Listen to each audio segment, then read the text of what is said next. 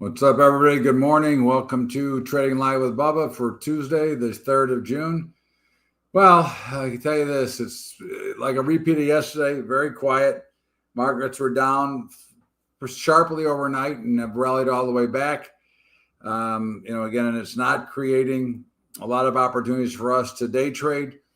I think that you can look for crude to probably get to 64, in which I will be a seller. The overall view of the market is, again, you can't fight the tape. The market wants to go higher. So who are we to say that it can't? Again, you have a lot of reasons to believe it could go lower, but, you can't fight it. It just keeps climbing higher, keeps climbing the wall of worry. We don't have much to do in here right now. Our trades last week worked out well. And again, we're going to look to do that. And all we're really looking for is high probability setups. At the end of the day, that's all we can really do is continue to trade versus the probability of what's going to happen. And, again, you look for overbought or oversold conditions right now just to try to collect a little premium or whatever. There are always things that can create some opportunity. But from a day trading standpoint, there isn't enough volatility. There isn't enough action. There isn't enough liquidity right now.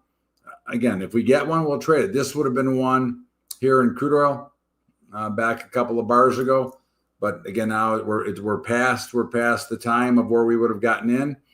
But you have to be very careful and very cautious in these markets because they're just not giving you a dramatic amount of opportunity. So we'll go take a look at the rest of our regular board and see if there's anything worth putting on. We've done very well with our spreading. We look at Apple. Again, Apple's going to make a big move here in the next week or so. One way or the other, which way, I have no idea. But it has not participated much.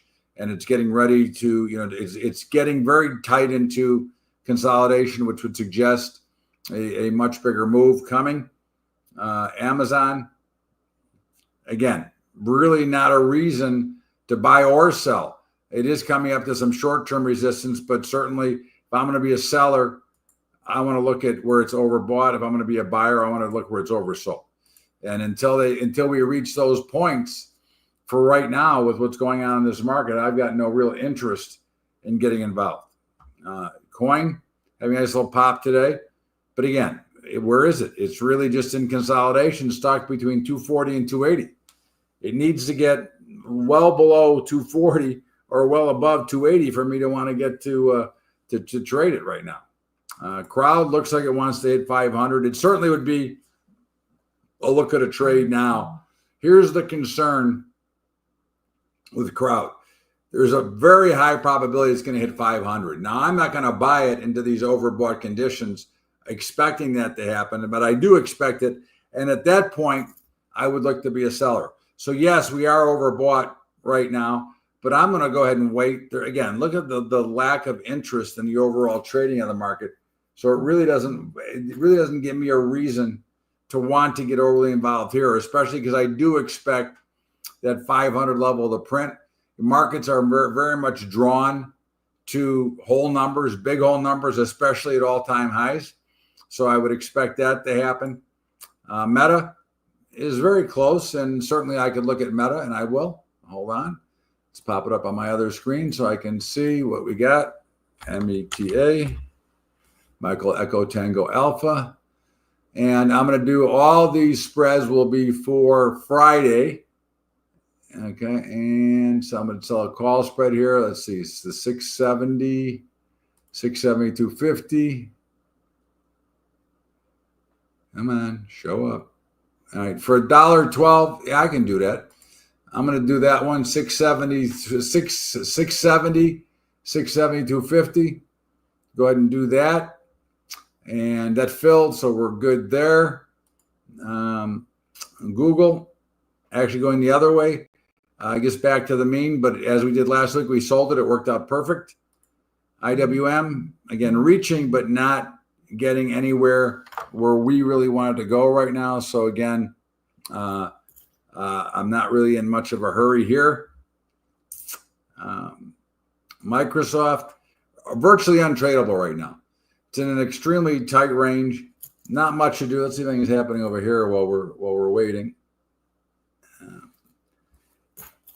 We potentially, again, these are a little bit of a reach. I would look at, you could look at the Dow potentially. Okay.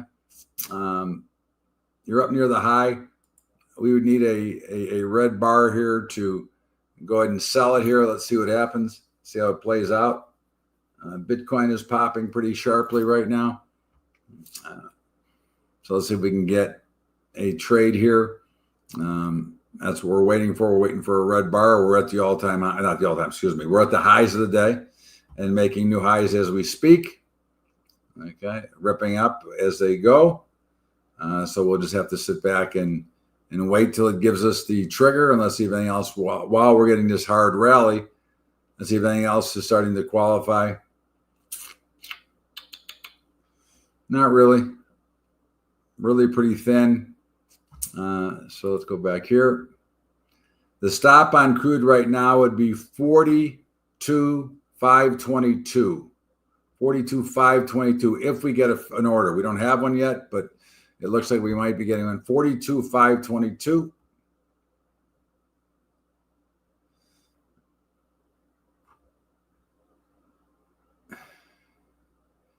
And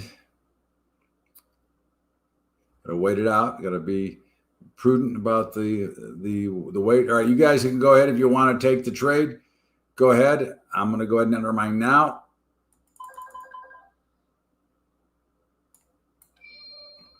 Okay, and 22 is the stop. 522. Okay. Now you should have an order working at about around 10 ticks below, and then one at 20 ticks below, depending on how many you put on. Okay. And I just got filled on one of the exits, so that's going to lock in some profit while we're still waiting to trade. Okay. And let's hope we can get the second one off and then bring our stop to break even. That's the whole key. Lock it up and then let them rip if they can.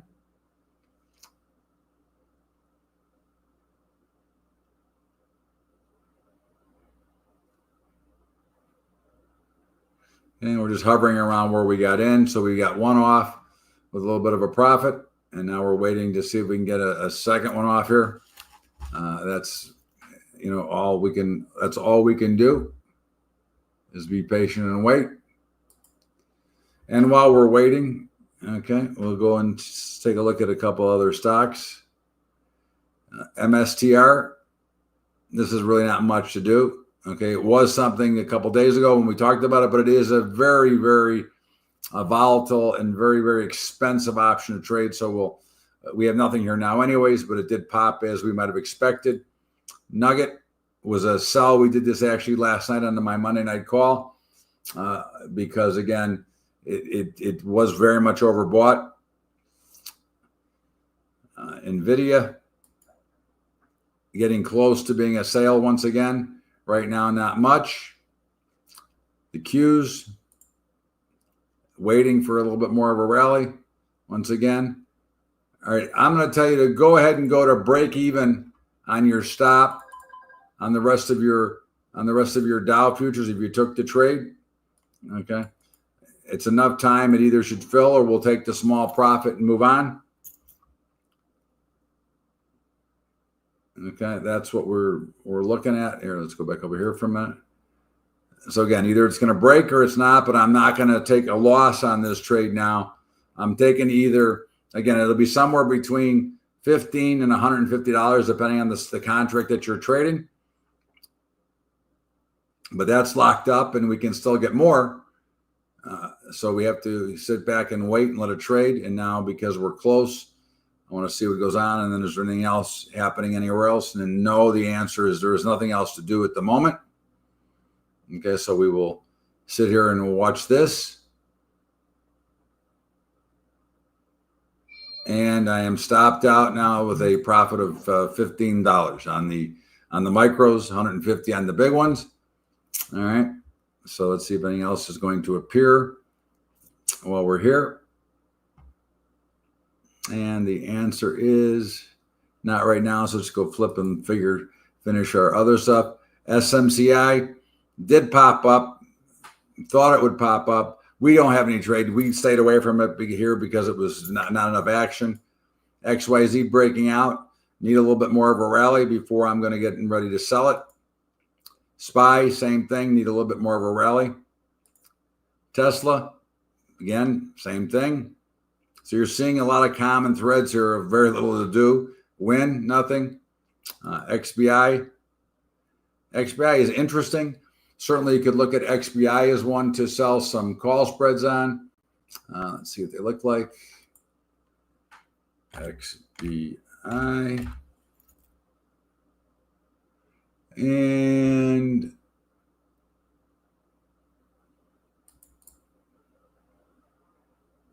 $83.84. Not enough premium for me. I'm going to have to pass it. Again, that's just something that we look at. And Zoom, there's nothing to do. So basically, we got one trade out of the bunch today so far. We made one day trade so far, and we have Meta again. If you put on, and now we'll see what they look like here. Again, it doesn't look like there's going to be much, right? I mean, that's one of the biggest things you can learn in this business is to be patient. Okay, I know it sucks. I know the conditions suck. But at the end of the day, that's all we can do. Your key thing to always remember is that this game is about money. It's about the capital that you have, the capital that you're protecting, and the ability to be able to walk away when the advantage is not yours. And I don't see the advantage being in our favor right now because there's not enough speed to the market. There's not enough nervousness. There's not enough either FOMO or panic right now, or fear or greed. Right now, the markets are just churning, okay? They're churning higher, okay? But that's the old story. Remember, there's an old adage, you never sell into a dull market, okay? So even though you might be thinking of getting short here, you don't want to short into a dull market because remember, the markets themselves are predisposed to go higher based on funds and IRAs and 401ks putting in money in the market every day. Okay, that's why the markets continue to go up year over year, and that's why the average is 8.5% year over year. And I think that when you learn that, and you know that a dull market is not worth trading into, I think that's important for you to understand, because at the end of the day, your whole business is based on the capital that you don't piss away when there's nothing to do. Okay. Now, I'll give you a perfect example. Yesterday, I traded 84 futures contracts the entire day. Normally, I trade close to 1,000. Okay. That's how quiet these markets are right now. So for me, I'm saying to you, hey, sometimes you just got to walk away. Okay. Because there's nothing more important than your capital. And if you might miss a trade or two because you weren't watching, so what? What is the difference if you miss a trade or two? There's always going to be the next trade. Okay. There's going to be the next opportunity coming up. And I think that too many people get too concerned about missing a potential trade when at the end of the day, you're really not missing anything. You're actually saving yourself because of the bad trades that will come out of it. Okay. So let's see if we get, again, it doesn't appear like we're going to get anything. We can look at a couple other things. Now, you might also want to consider some calendars and things like that. Okay. There's some things you can do in these markets. I mean, Netflix would be a potential sale up here. What the hell does this look like? Let's see here. Netflix. And FLX. And 12.15, 12.50, 12.15.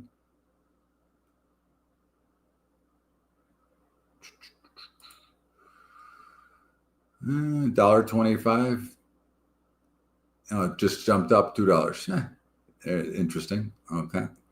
Let's take a look at that. I mean, it doesn't really matter. You're going to have to take a stand somewhere in here and say that's okay. I'm going to go ahead and sell the 12.15, 12.17.50 for $1.22. Okay. And these are all for Friday. Okay. Again, I don't have a problem with it. I think it's okay. Let's go back to our main board and see if there's anything developing. And as of course you can see, the lack of interest, the lack of volume, the lack of activity, which doesn't do us any good as traders. This is not fun to try to trade off of. And we made a good exit in our Dow, but we just can't get the speed. Even in the euro currency that fell pretty hard, it won't give us enough volume to say, hey, it's time to trigger a trade. And I think that's important for you to understand that, again, this comes down to managing your money, defending your capital, because, again, your inventory is your cash. And if you don't have any inventory, then you can't trade. So then you can't play the game. And that is what most people forget. And again, we're doing a lot. I think this is a great spot to do some ratio trades. If you trade in the futures market, you can sell 3 MES or three of any of them. Okay. And either you can buy equity options. Okay. Or you can buy futures options. Now the futures options market for the NASDAQ, no good. The only truly liquid micro is the MES. Okay, so you'd sell 3 futures and buy 5 calls at the money. If you want to do what I do and use the equity trade, use the equity options against the futures, the difference now becomes the future itself. The big future is 500 deltas. So each micro is 50 deltas. So you would actually you'd be selling 6 micros and buying 5. If you're doing the spiders, 5 spider at the money calls. Okay. And you can do those for Friday. Okay. But that's a good trade here because, again, you're relatively neutral as it starts. You're certainly leaning to the downside from a trading standpoint, but you have an opportunity to hold that trade forever. Okay. You can hold that trade until it makes money, as long as you're not over leveraging yourself and you're liquid. Okay. So again, too many people that it takes to be able to hold, it takes about 15,000 for each time you do that trade. Okay. But it will make money. I mean, this year, since we've been doing this, it's up 23%. Okay. And that's a trade that takes no energy, and you can work your exit orders overnight. You can set up a good till cancel order to cover the future side overnight, and then only options are free if you should ever get filled overnight, which does happen. It doesn't happen all the time, but it does happen. But again, you can put yourself in a better position all the time to be able to collect. And again, you can use that on the diamonds. It's 6MYM versus the DIA. The Russell is 6M2K versus the IWM. And the NASDAQ, it's 6 versus 5 of the QQQ. And of course, there's crude and there's other things that you can do. We'll work more on these as we move along, but there's a lot of opportunity there. And it's a great way to set yourself up. And what you're really doing is the market, if the trade's going against your expected direction, you're collecting money on the options and locking up premiums. Okay, you're locking up profit on one side, and all you need is in this case a pullback on the future side to get to make it a big profitable trade. We typically target around $1,500 to $2,000 per trade on this, but every once in a while you get lucky and you get a huge overnight move. Okay, that goes through your buy that you're trying to get out, and you get filled at a better price. You can't get filled at worse because you're working a limit, good till cancel order. But again, it's just another idea of how to trade these markets and how to be involved when there's nothing going on. So you can walk away from the market because the key cog is the future side anyways, and it can get filled while you're playing golf or doing anything else you're doing. So that'll do it for today. Sorry there wasn't more action, but we'll see you back here again on Thursday. Have a great day, everybody. This is Trading Live with Bubba.